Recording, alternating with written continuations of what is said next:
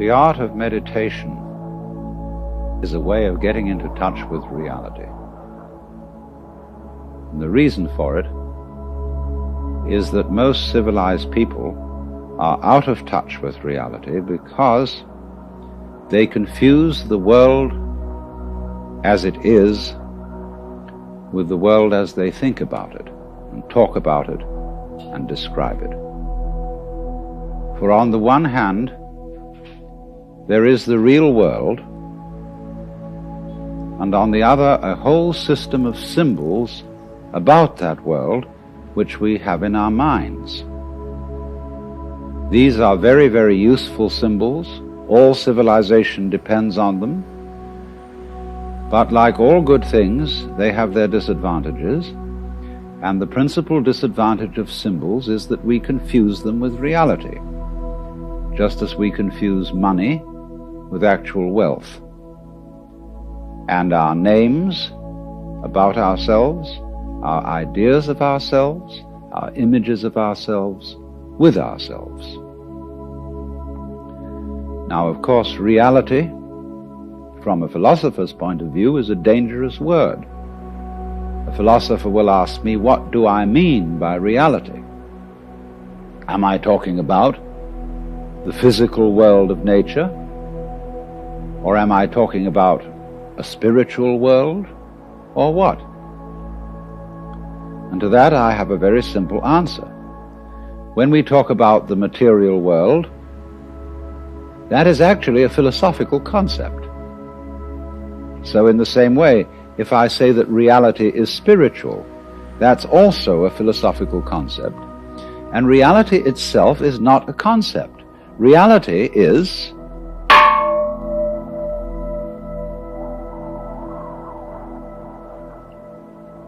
and we won't give it a name. Now, it's amazing what doesn't exist in the real world. For example, in the real world, there aren't any things, nor are there any events. That doesn't mean to say that the real world is a perfectly featureless blank. It means that it is a marvelous system of wiggles in which we descry things and events in the same way as we would project images on a Rorschach blot or pick out particular groups of stars in the sky and call them constellations as if they were separate groups of stars. Well, they're groups of stars in the mind's eye, in our system of concepts. They are not out there as constellations already grouped in the sky. So in the same way, the difference between myself and all the rest of the universe is nothing more than an idea. It is not a real difference. And meditation is the way in which we come to feel our basic inseparability from the whole universe. And what that requires is that we shut up. That is to say, that we become interiorly silent and cease from the interminable chatter that goes on inside our skulls. Because you see, most of us think compulsively all the time. That is to say, we talk to ourselves. And I remember when I was a boy, we had a common saying, talking to yourself is the first sign of madness. Now, obviously, if I talk all the time, I don't hear what anyone else has to say. And so in exactly the same way, if I think all the time, that is to say, if I talk to myself all the time, I don't have anything to think about except thoughts. And therefore I'm living entirely in the world of symbols, and am never in relationship with reality.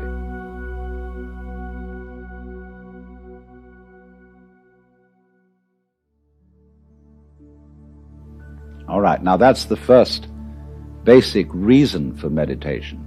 But there is another sense, and this is going to be a little bit more difficult to understand, why we could say that meditation doesn't have a reason or doesn't have a purpose. And in this respect, it's unlike almost all other things that we do, except perhaps making music and dancing. Because when we make music, we don't do it in order to reach a certain point, such as the end of the composition. If that were the purpose of music, to get to the end of the piece, then obviously the fastest players would be the best. And so likewise, when we are dancing, we are not aiming to arrive at a particular place on the floor, as we would be if we were taking a journey. When we dance, the journey itself is the point. When we play music, the playing itself is the point. And exactly the same thing is true in meditation. Meditation is the discovery that the point of life is always arrived at in the immediate moment. And therefore, if you meditate for an ulterior motive, that is to say, to improve your mind, to improve your character, to be more efficient in life, you've got your eye on the future and you are not meditating. Because the future is a concept. It doesn't exist. As the proverb says, tomorrow never comes. There is no such thing as tomorrow. There never will be, because time is always now. And that's one of the things we discover when we stop talking to ourselves and stop thinking. We find there is only a present, only an eternal now. So it's funny then, isn't it, that one meditates for no reason at all, except we could say for the enjoyment of it. And here I would interpose the essential principle that meditation is supposed to be fun. It's not something you do as a grim duty. The trouble with religion as we know it is that it is so mixed up with grim duties. We do it because it's good for you. It's a kind of self-punishment. Well, meditation, when correctly done, has nothing to do with all that. It's a kind of digging the present. It's a kind of grooving with the eternal now. And brings us into a state of peace where we can understand that the point of life, the place where it's at, is simply here and now.